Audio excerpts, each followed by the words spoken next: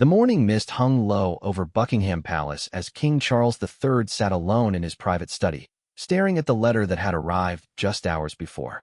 The heavy cream paper bore the royal seal, but the words written inside felt like a death sentence to everything he had worked for.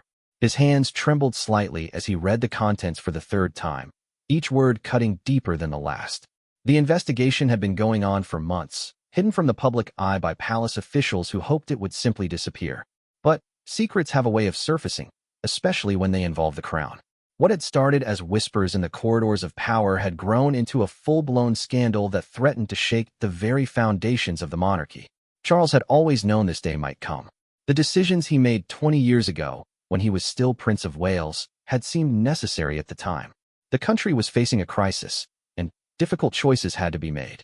But now, with the benefit of hindsight and the harsh light of public scrutiny, those same decisions appeared questionable at best, criminal at worst. The king rose from his chair and walked to the window, watching the guards change shifts in the courtyard below. These men and women served the crown with unwavering loyalty, believing in the institution he represented. Soon, he would have to face them, and millions of others, with the truth about what he had done. His private secretary, James Morrison, knocked softly on the door before entering. The man's face was pale, his usual composed demeanor cracked with worry.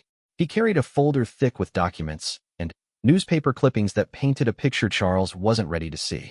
"Your Majesty," Morrison began, his voice barely above a whisper, "the Prime Minister is requesting an urgent meeting.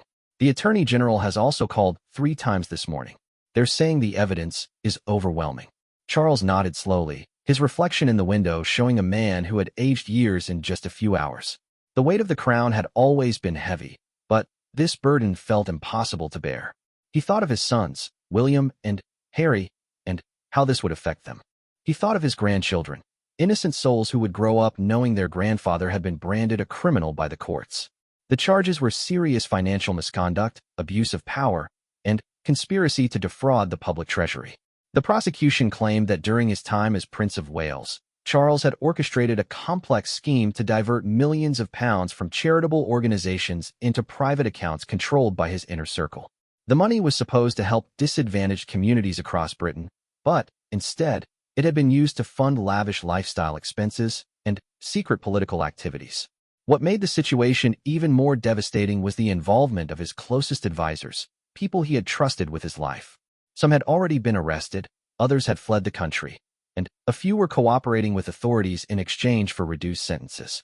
The palace walls that had once protected him now felt like prison walls, closing in with each passing hour. Charles remembered the exact moment when everything started to unravel. It was during a routine audit of the Prince's Trust, his flagship charity, when accountants discovered irregularities in the financial records. Small amounts at first, easily explained away as administrative errors. But as investigators dug deeper, they uncovered a web of false invoices, phantom contracts, and money transfers that painted a picture of systematic corruption. The media had caught wind of the investigation weeks ago, but palace lawyers had managed to keep most details out of the newspapers through legal threats and strategic leaks of other royal stories. However, the dam was about to burst, and when it did, the flood of negative coverage would be unlike anything the monarchy had ever faced. Morrison cleared his throat, bringing Charles back to the present moment. "Sir, we need to make a decision about the statement. The legal team believes if we get ahead of this story, control the narrative, we might be able to minimize the damage to the institution." But Charles knew better. There was no controlling this storm. The evidence against him was substantial, meticulously gathered over months of investigation by some of the country's best financial crimes experts. Bank records, email communications, witness testimonies, all pointing to his direct involvement in activities that, if proven in court, would result in a significant prison sentence. The irony wasn't lost on him. His entire life had been spent preparing to serve as the moral head of the nation, the defender of faith and justice. Now he faced the possibility of becoming the first British monarch in history to be convicted of serious criminal charges while on the throne. As the morning sun climbed higher, casting longer shadows across his study, Charles made a decision that would change the course of British history. He would not hide behind palace walls or rely on lawyers to fight this battle. He would face the nation directly, honestly, and accept whatever consequences followed. The path ahead was unclear, but one thing was certain: the monarchy would never be the same again. The question wasn't whether he would survive this crisis, but whether the institution itself could weather the storm that was about to break across the kingdom. The emergency cabinet meeting was called for 2 o'clock that afternoon, but word had already leaked to every major newsroom in London. By noon, reporters were gathered outside Downing Street, their cameras and microphones ready to capture what many believed would be the most significant constitutional crisis in modern British history. Prime Minister Sarah Henderson had known this day was coming for weeks, but she still felt unprepared for the magnitude of what lay ahead. Her government's relationship with the palace had always been complex, built on centuries of tradition and carefully managed protocol. Now, she faced the unprecedented challenge of potentially having to navigate the country through the criminal prosecution of its head of state. In her private office, Henderson reviewed the thick briefing file one more time. The evidence was damning and detailed. Bank transfers totaling over £15 million had been traced from various royal charities to offshore accounts connected to shell companies. These companies had then funneled money back to cover personal expenses for Charles and his inner circle, including luxury travel, private residences, and even political lobbying efforts that were supposed to be funded separately. The Attorney General, Michael Barnes, had been investigating the case personally for 3 months. A respected prosecutor with 30 years of experience, Barnes had initially hoped to find explanations that would clear the king of wrongdoing. Instead, each new piece of evidence had only strengthened the case against him. The financial trail is absolutely clear, Barnes had told Henderson during their private meeting the previous evening. We have documented proof of fraudulent transactions, forged signatures on charity documents, and witness testimony from 3 former palace staff members who were directly involved in the scheme. If this were any other citizen, we would have already filed charges. But Charles wasn't any other citizen. He was the king, and the legal implications of prosecuting a sitting monarch were staggering. Constitutional lawyers were divided on whether it was even possible to bring criminal charges against the sovereign. Some argued that the crown's immunity from prosecution was absolute, while others contended that serious crimes transcended royal privilege. Meanwhile, at Buckingham Palace, the mood was increasingly desperate. Palace staff moved through the corridors with the efficiency of people trying to maintain normalcy while their world collapsed around them.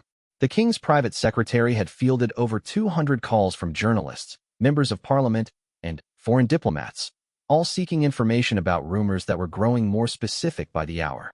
Charles himself had spent most of the morning in meetings with his legal team, led by Sir Richard Blackwood, one of Britain's most prominent criminal defense lawyers. Blackwood had handled high-profile cases for decades, but nothing had prepared him for the unique challenges of representing a monarch facing criminal charges. "Your Majesty," Blackwood had said during their morning session, "we have several legal strategies available, but I must be frank about our situation. The evidence against you is substantial, and the public pressure for accountability will be enormous. We can challenge the prosecution on constitutional grounds, but that approach carries significant risks for the monarchy as an institution." The lawyer's assessment was sobering but accurate. Fighting the charges might preserve Charles personally, but it could permanently damage public faith in the royal family. Already, opinion polls showed that nearly 60% of the British public believed the king should be held accountable under the same laws as everyone else. In Parliament, members from all parties were calling for emergency sessions to address the crisis. The opposition leader, David Richardson, had already prepared a statement demanding that Charles step down immediately if the charges were formally filed. Even some conservative MPs, traditionally strong supporters of the monarchy, were privately expressing concerns about the damage to Britain's international reputation. The international implications were particularly troubling. As head of the Commonwealth, Charles represented 54 nations, many of which were already questioning their continued association with the British Crown. Foreign governments were watching the situation closely, with some considering whether to distance themselves from Britain until the crisis was resolved. At the palace, preparations were underway for what staff were calling the address. Charles had decided to speak directly to the nation, but the exact content and timing of his statement remained uncertain. Palace lawyers were reviewing every word, knowing that anything he said could be used as evidence in potential criminal proceedings. The king's family was also grappling with the crisis. Prince William had cancelled all public engagements and was in constant contact with his father, trying to understand the full scope of the allegations. The Prince of Wales knew that if Charles was forced to abdicate, he would inherit not just the throne, but also the most damaged monarchy in British history. Behind the scenes, senior civil servants were quietly preparing contingency plans for various scenarios. If Charles was arrested, who would perform his constitutional duties? If he was imprisoned, could he remain king? These questions had no clear answers in British law, creating uncertainty that rippled through every level of government. The financial markets were already responding to the uncertainty. The pound had dropped 2% against the dollar since news of the investigation first broke, and British government bonds were experiencing unusual volatility as investors worried about political instability. As evening approached, the pressure on Charles to make a public statement was becoming overwhelming. Television networks had cleared their schedules, preparing for what they anticipated would be one of the most watched royal addresses in history. The nation waited, uncertain about what their king would say, but certain that whatever he revealed would change everything. In his private quarters, Charles sat alone with his thoughts, knowing that the next few hours would determine not just his own fate, but the future of the thousand-year-old institution he had sworn to protect and serve. The television studio had been transformed into a makeshift courtroom of public opinion. News anchors across every major network prepared their audiences for what many were calling the most significant royal address since King Edward VIII's abdication speech in 1936. The comparison was intentional and ominous, suggesting that Charles might be about to step down from the throne in disgrace. At 8 o'clock sharp, the familiar sight of the royal coat of arms appeared on screens across Britain and the Commonwealth.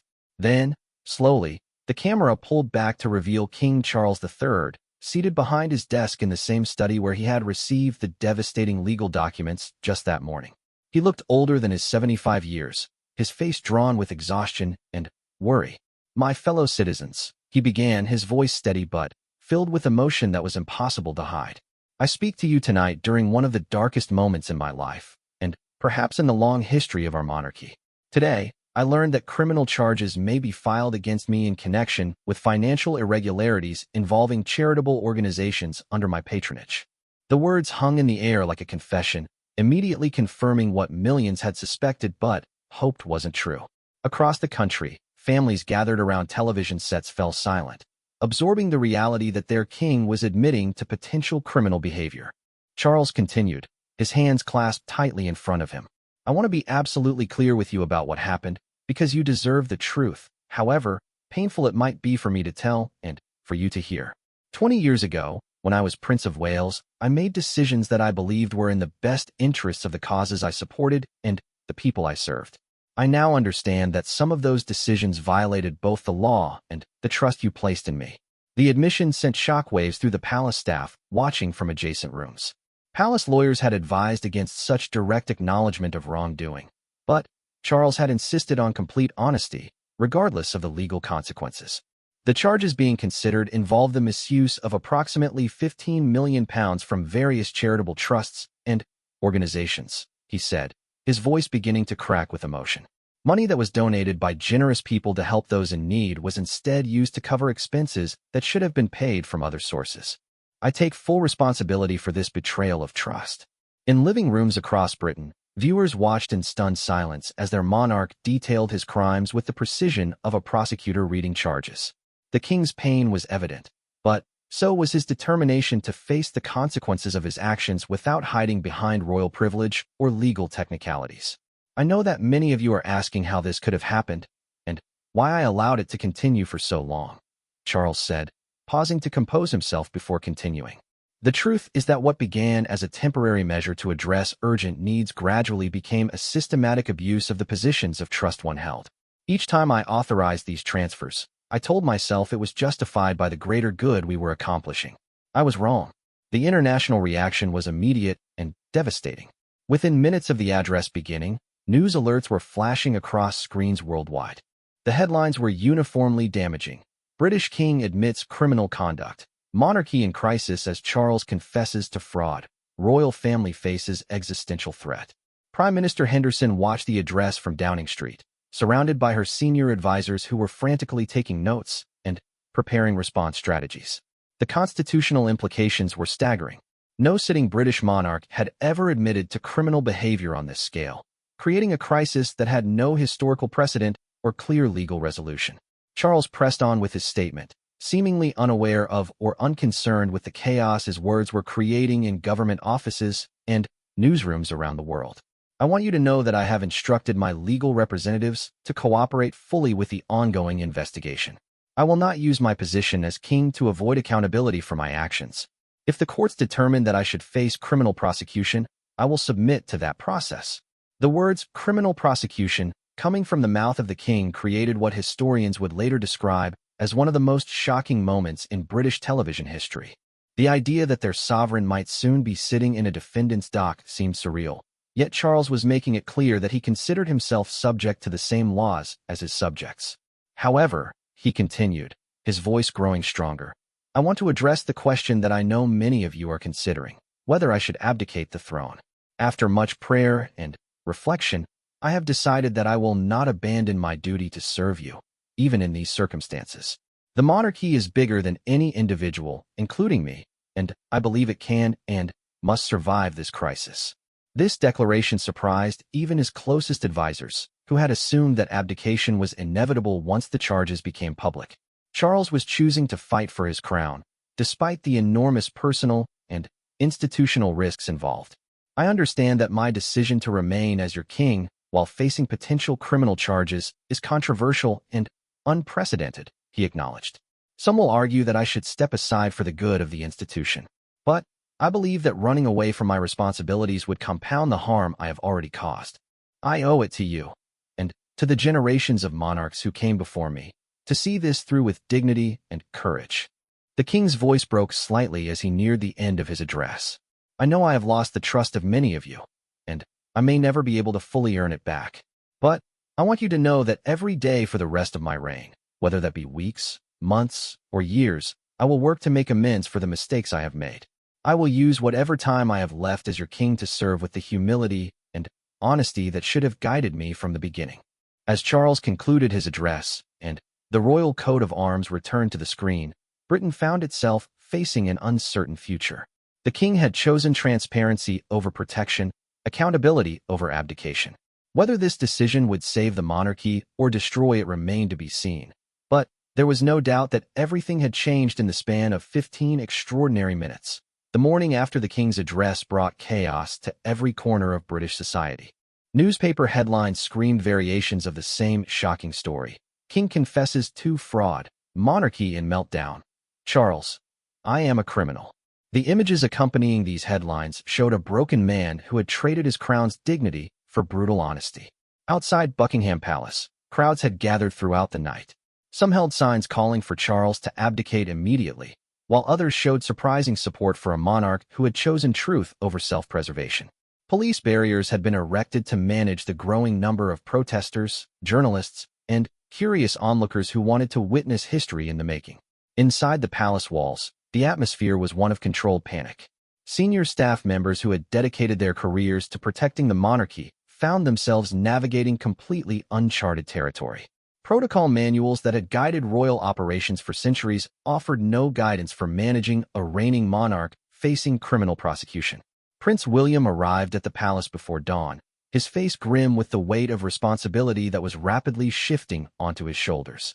As heir to the throne, he knew that his father's crisis had become his crisis as well. The institution he would one day inherit was hemorrhaging public support with each passing hour. The Prince of Wales found his father in the same study where the devastating address had been delivered just hours earlier. Charles looked as though he hadn't slept, his usually immaculate appearance replaced by the disheveled look of a man facing the destruction of everything he had worked for. "Father," William said quietly, settling into the chair across from the king's desk. "The Prime Minister has called an emergency session of Parliament for this afternoon. The opposition is demanding your immediate abdication, and some conservative MPs are beginning to agree with them." Charles nodded slowly, unsurprised by the political fallout but still pained by its speed and severity. "I knew this would be their response," he replied, his voice hoarse from the emotional toll of the previous day. "But I meant what I said last night, William. Running away won't repair the damage I've caused." The conversation between father and son was interrupted by James Morrison, the private secretary, who entered with a stack of urgent messages that had accumulated overnight. Foreign governments were requesting clarification on Britain's constitutional status. Commonwealth nations were calling emergency meetings to discuss their continued association with the British Crown. The Archbishop of Canterbury was asking for a private audience to discuss the spiritual implications of the crisis. But it was the legal news that dominated everything else. The Crown Prosecution Service had announced that formal charges would be filed against King Charles III within 48 hours. The charges included fraud, conspiracy to defraud, abuse of public office, and money laundering. If convicted on all counts, he could face up to 15 years in prison. The announcement of pending charges created an immediate constitutional crisis that had legal experts scrambling for precedents that simply didn't exist. Could a sitting monarch be arrested? If convicted and imprisoned, could he continue to perform his duties as head of state? The questions multiplied faster than answers could be found. Public opinion was sharply divided in ways that surprised even experienced political observers. While many Britons were outraged by the king's admitted crimes, others expressed grudging respect for his honesty and refusal to hide behind royal privilege. Social media was flooded with debates about accountability, justice, and the future of the monarchy. The financial markets, meanwhile, were in freefall. International investors, uncertain about Britain's political stability, were pulling money out of British investments at an alarming rate. The pound continued its slide against major currencies, and tourism bookings to Britain dropped by 30% in a single day as visitors reconsidered trips to a country whose government might soon be headless. At Westminster, MPs from all parties were struggling to understand the legal and constitutional implications of prosecuting their head of state. The Speaker of the House of Commons had consulted with parliamentary historians, but none could provide clear guidance on how to proceed. Some argued that Parliament had no authority over the monarch, while others insisted that no one, including the king, was above the law. The international reaction was equally complex. Republican movements in Commonwealth nations seized on the crisis as proof that monarchical systems were inherently corrupt and outdated. Australia's Prime Minister announced that her government would be reconsidering the country's constitutional ties to Britain. Canada's Parliament scheduled an emergency debate on the monarchy's future role in Canadian governance. Even traditional allies were maintaining careful distance from the crisis. The President of the United States issued a brief statement expressing confidence in the British people's wisdom to resolve their constitutional challenges, but notably avoided any mention of support for Charles personally or the monarchy as an institution. Religious leaders across Britain were grappling with their own crisis of faith. As Supreme Governor of the Church of England, Charles held a role that combined temporal and spiritual authority. The idea that this position might be occupied by a convicted criminal was causing deep theological and practical concerns among clergy who had sworn allegiance to the crown. The most heart-wrenching scenes were playing out in the royal family's private quarters. Queen Camilla, who had stood by Charles through decades of controversies, now faced the possibility of becoming the wife of Britain's first imprisoned monarch. Their conversations, shielded from public view, reflected the personal cost of public service when that service goes tragically wrong. Prince Harry, despite years of tension with his family, had flown back from California to offer support during the crisis. The reunion with his father and brother was emotional but brief, as all three men understood that their personal relationships were now secondary to the institutional survival of the monarchy. As the 48-hour countdown to formal charges began, Charles made another decision that would shock his advisors and the nation. Rather than remaining secluded in the palace while lawyers fought the charges, he announced his intention to continue with his scheduled public duties. If he was going to remain king during this crisis, he declared, he would continue to serve as king until the courts decided otherwise.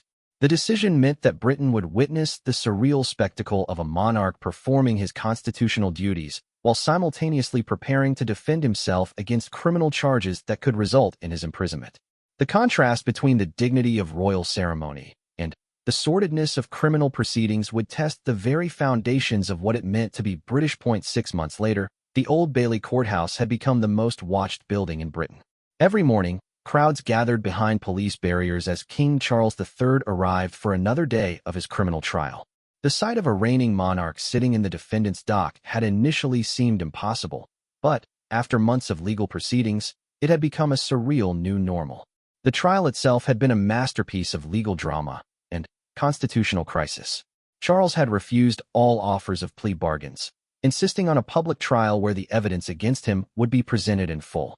His legal team, led by Sir Richard Blackwood, had mounted a defense based not on denial of the facts, but on the king's genuine belief that his actions were justified by the greater good they accomplished. The prosecution, however, had been relentless in demonstrating the scale and systematic nature of the financial fraud. Over 15 witnesses had testified, including former palace staff, charity officials, and financial experts who traced the complex web of money transfers that had diverted millions of pounds from their intended purposes.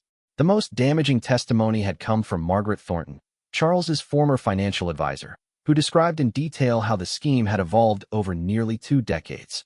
His Majesty was initially reluctant, she told the packed courtroom. But as the charitable work expanded and official funding became limited, he convinced himself that borrowing from the charities was justified if it meant helping more people. Throughout the trial, Charles had maintained his dignity and composure, answering questions honestly even when his responses incriminated him further. When asked by the prosecution why he hadn't sought proper authorization for the transfers, he replied simply, "I believe my position gave me the authority to make those decisions. I now understand that I was wrong, both legally and morally." The king's appearance in court each day had created a media circus unlike anything Britain had ever seen. International news crews camped outside the courthouse, broadcasting live updates to audiences around the world who were fascinated by the spectacle of royal justice. The trial had become a symbol of democratic accountability, proving that no one, regardless of birth or title, was above the law. Public opinion remained deeply divided throughout the proceedings. Supporters argued that Charles's honesty and willingness to face justice showed integrity rare among powerful people. Critics maintained that his crimes were too serious to forgive and that he had fundamentally betrayed the trust placed in him by the British people. The constitutional implications had continued to evolve throughout the trial. Parliament had passed emergency legislation clarifying that a monarch's constitutional duties could be suspended during criminal proceedings, with those responsibilities temporarily transferred to a regent. Prince William had reluctantly accepted this role, performing the ceremonial and constitutional functions while his father faced justice. The international consequences had been severe and lasting. 3 Commonwealth nations had already severed their constitutional ties with the British Crown, declaring themselves republics rather than be associated with a monarchy led by a convicted criminal. Others had suspended their participation in Commonwealth activities pending the trial's outcome. On the final day of proceedings, as the judge prepared to deliver his verdict, Charles rose to address the court one last time. The courtroom fell silent as the king spoke directly to the jury, his voice carrying the weight of centuries of royal tradition and personal remorse. "I stand before you today not as your king, but as a man who has failed in his most sacred duties," he said, his composure finally beginning to crack. "I have spent my entire life preparing to serve this nation with honor and integrity. Instead, I have brought shame upon an institution that has guided this country for over 1,000 years. The king's voice broke as he continued, tears visible in his eyes for the first time during the months of proceedings. "I do not ask for your mercy or your forgiveness. I ask only that you judge me by the same standards you would apply to any citizen who had committed these crimes. The crown must not be a shield against justice." When the judge announced the verdict, the courtroom was so quiet that the ticking of the ancient clock could be heard throughout the chamber. "Guilty on all counts," the judge declared, his words echoing through the building and immediately transmitted to millions of viewers watching the live broadcast. The sentencing hearing, held 2 weeks later, drew even larger crowds as the nation waited to learn whether their king would be imprisoned. The judge, acknowledging the unprecedented nature of the case and Charles's cooperation throughout the investigation, sentenced him to 7 years in prison, with the possibility of parole after 4 years. The moment the sentence was announced, Charles formally abdicated the throne, passing the crown to his son William in a brief ceremony conducted via video link from his holding cell. The transition was immediate and irreversible, making William V the new king of the United Kingdom and the Commonwealth realms. In his final statement as monarch, Charles spoke directly to the British people one last time. "I leave the throne as I should have lived upon it, with humility and recognition that true leadership requires accountability for our failures as much as credit for our successes. I pray that my son will be the king that I failed to be, and that our nation will emerge from this crisis stronger and more just." The aftermath of Charles's conviction and abdication reshaped British society in ways that continued to unfold years later. The monarchy survived, but it was forever changed by the precedent that even kings were subject to the law. William V began his reign with a program of radical transparency and accountability that rebuilt public trust in the institution. Charles served his full sentence without seeking special treatment, working in the prison library and teaching literacy courses to fellow inmates. Upon his release, he devoted the remainder of his life to charitable work, always refusing to discuss his time as king or the crimes that had ended his reign. The constitutional crisis that had threatened to destroy the British monarchy had instead transformed it into something more democratic and accountable. The painful lesson that power without accountability inevitably corrupts had been learned at the highest possible level, creating a legacy that would guide the institution for generations to come. History would remember Charles III not as a criminal king, but as the monarch whose fall from grace had ultimately strengthened the very system he had betrayed. His greatest service to Britain had been his willingness to face justice, proving that even in the 21st century, the rule of law remained the foundation upon which all legitimate authority rested.